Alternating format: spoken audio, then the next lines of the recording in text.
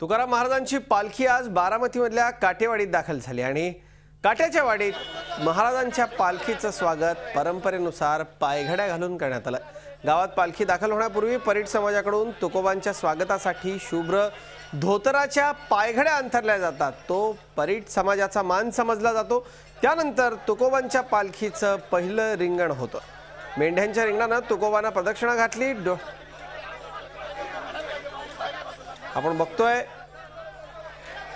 माऊलींच्या पालखीचं काट्याच्या वाडीमध्ये आगमन झाल्यानंतर वाडीमधल्या बारामतीतल्या परीट समाजाकडून माऊलींच्या तुकोबांच्या पालखीचं धोतराच्या पायघड्या घालून स्वागत केलं जातं। गेल्या अनेक वर्षांची ही परंपरा आहे। त्यानंतर तुकोबांच्या पालखीचं पहिलं गोल रिंगण पार पडलं। मेंढ्यांच्या रिंगणानं तुकोबांना प्रदक्षिणा घातली। डोळ्यांचं पारणं फेडणारं हे दृश्य देहूहून पंढरपूरकडे निघालेल्या तुकोबांच्या पालखीचं पहिलं रिंगण। शेकडो मेंढ्या तुकोबांच्या पालखीला प्रदक्षिणा घालतात। वर्षानुवर्ष ही परंपरा सुरू आहे। या पहिल्या रिंगणाचा मान धनगर समाजाला असतो। या सगळ्याचा आढावा घेतलाय आमचे प्रतिनिधी प्रशांत अनासपुरे यांनी।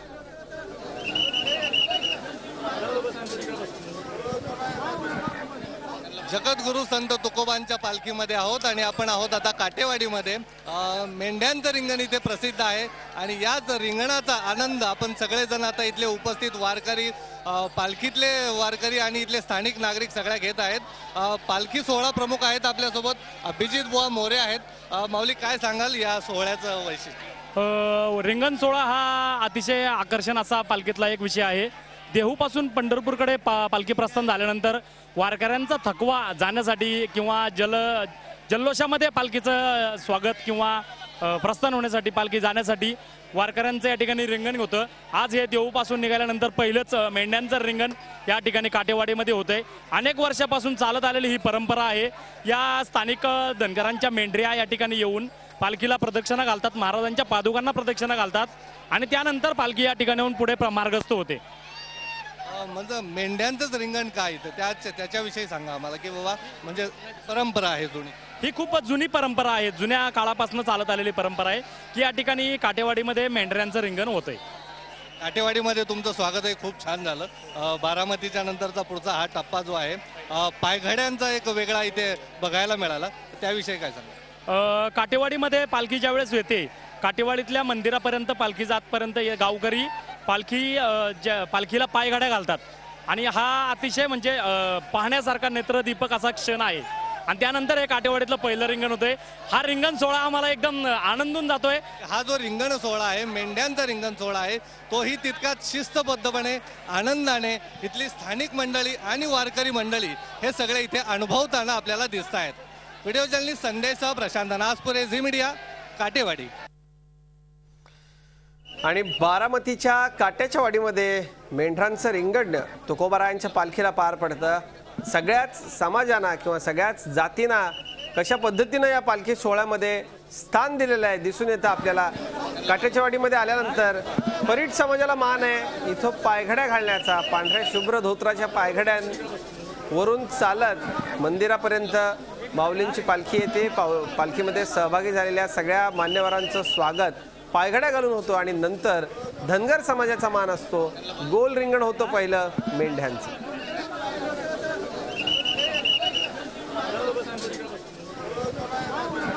तुकोबांच्या पालखीला बारामतीमध्ये उपमुख्यमंत्री अजित पवार यांच्या पत्नी सुनेत्रा पवार यांनी देखील सहभागी होत पायवारी केली। डोक्यावर तुळस घेऊन सर्व वारकऱ्यांबरोबर सुनेत्राताईंनीही तुकोबाच्या आणि विठुरायाचा जयघोष करत दिंडीमध्ये सहभाग घेतला। त्यांच्याशी चर्चा केली आहे आमचे प्रतिनिधी प्रशांत अनासपुरे यांनी।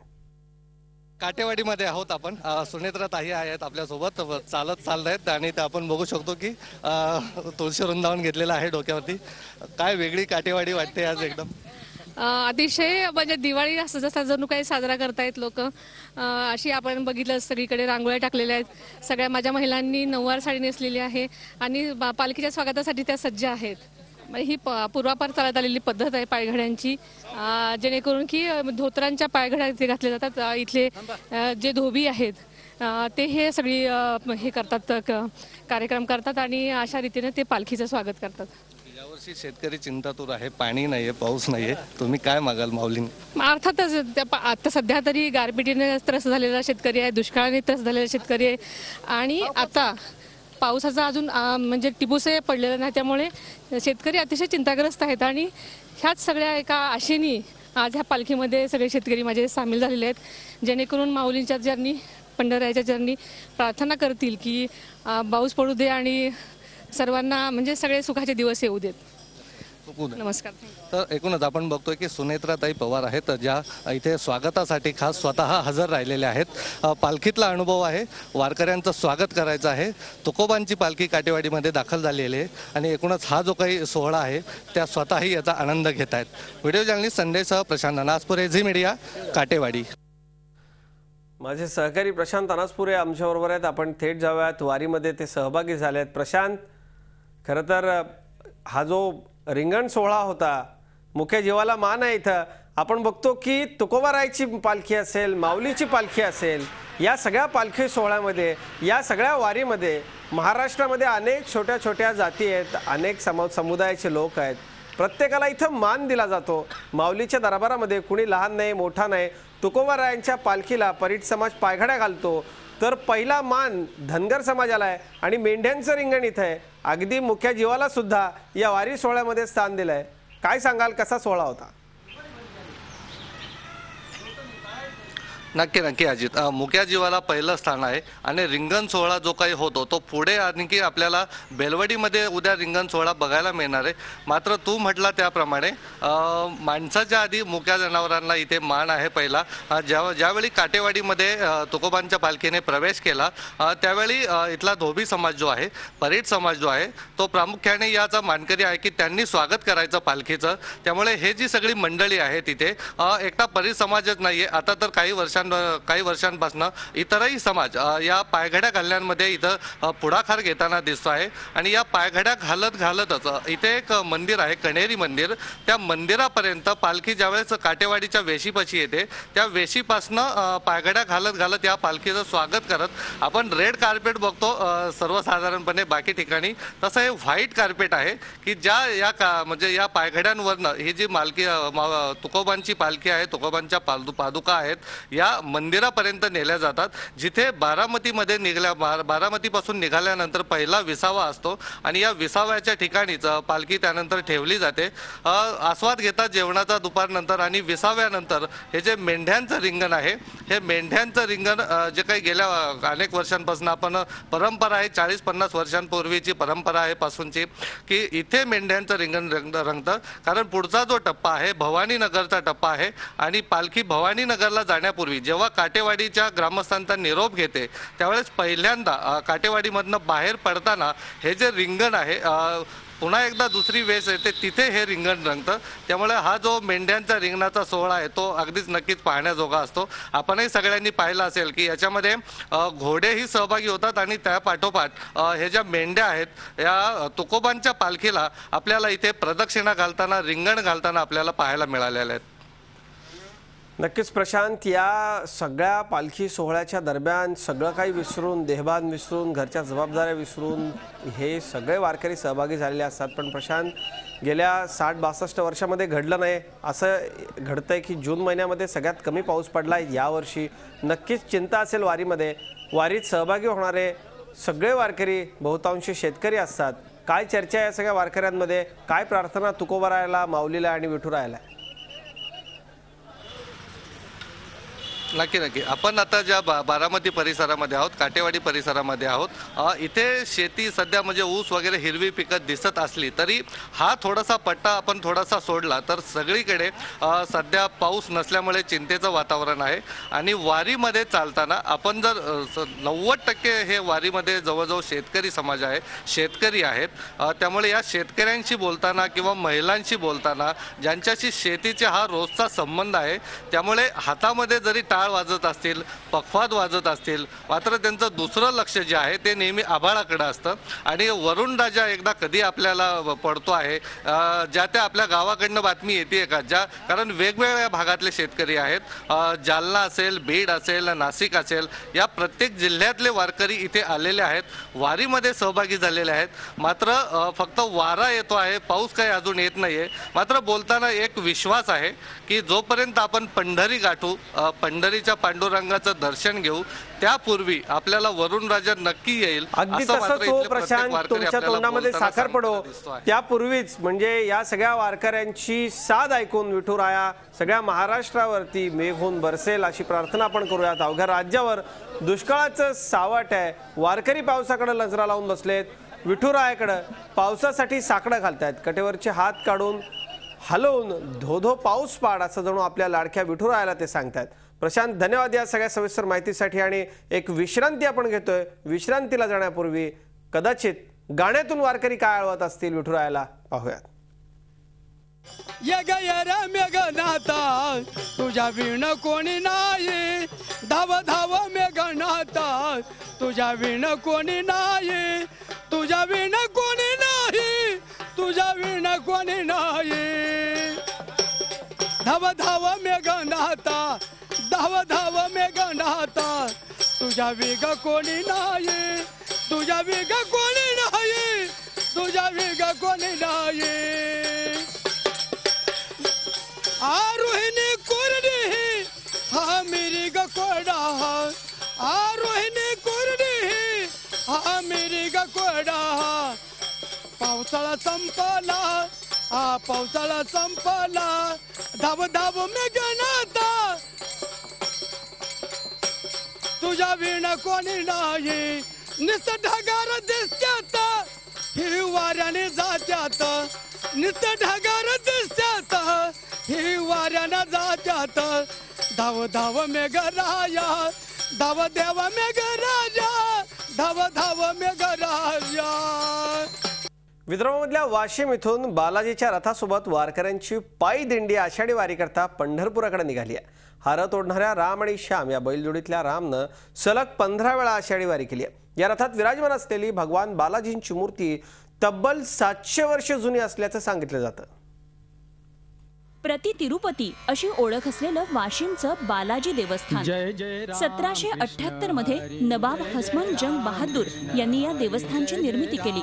त्या काळी देवस्थानात नियुक्त केलेल्या पुजाऱ्यांच्या घराण्यातील बालाजी रामभाऊ दवे यांना 30 वर्षांपूर्वी दृष्टांत दिला आणि तेव्हापासून हा दिंडी सोहळा सुरू झाला. या दिंडीसाठी बालाजी मंदिरातील रथाप्रमाणेच लाकडी रथ तयार करून या रथामध्ये बालाजी आणि विठू माऊलींची सुंदर मूर्ती विराजमान आहे. रथातील भगवान बालाजींची पाषाण मूर्ती तब्बल 700 वर्ष जुनी असल्याचं सांगितलं जातं. भगवान बालाजींबरोबरच पद्मावती आणि लक्ष्मी माताही विराजमान आहे. कोल्हापूरच्या महालक्ष्मीप्रमाणेच या मूर्तीच्या आसनासाठी विशेष लाकडी आसन तयार करण्यात आलंय. या आसनावर अतिशय रेखीव नक्षीकाम करण्यात आलंय. ही मूर्ती वाशिमच्या केशवराज संस्थानचे व्यवस्थापक रामभाऊ घाटगे यांनी संस्थानला दिली आहे. रथाला ओढणाऱ्या या बैलजोडीचंही एक वैशिष्ट्य आहे. राम श्याम अशी नावं असलेल्या या जोडीतल्या रामनं एक नाही, दोन नाही तर 15 वेळा आषाढी वारी केली आहे. बालाजींनी दृष्टांत दिला आणि परमपूज्यनीय भादुरकर महाराजांनी सांगितलं की तुम्हाला जर दृष्टांत दिला तर तुम्ही पंढरपूरची वारी सुरू करायला पाहिजे. आणि संतांच्या वचनावरून आणि देवांच्या दृष्टांतावरून आम्ही वारी गेल्या 30 वर्षापासून करत आहोत. आणि पांडुरंगाच्या कृपेने दरवर्षी वारीचा आनंद हा नित्य वाढत जात आहे. भक्तांच्या सगळ्या इच्छा पूर्ण होत आहेत. वर्षानुवर्ष राज्यातील कानाकोपऱ्यातून आषाढीला पांडुरंगाच्या दर्शनाला अनेक पालख्या दिंड्या प्रस्थान करतात. भगवान बालाजींची पालखीही आषाढीला विठूच्या दर्शनासाठी पोहोचेल. या निमित्तानं पालखीसोबत पंढरपूरला जाण्याचा वारकऱ्यांचा अविस्मरणीय अनुभव असतो. कल्पना मुंदडा, झी मीडिया, परभणी. वारी आषाढातल्या वारकऱ्यांची ही वारी असते ना, तशीच मनातल्या विठोबाला जागवत आपल्या कामात चैतन्य निर्माण करणाऱ्या प्रत्येकाची ही वारी असते. विठोबाचं द्वैत रूप आपण सगळेच पाहतो, पण काही जण अद्वैताशी नातं सांगत मनातला विठोबा शब्दबद्ध करतात, तेव्हा त्याची एक वेगळीच अनुभूती असते.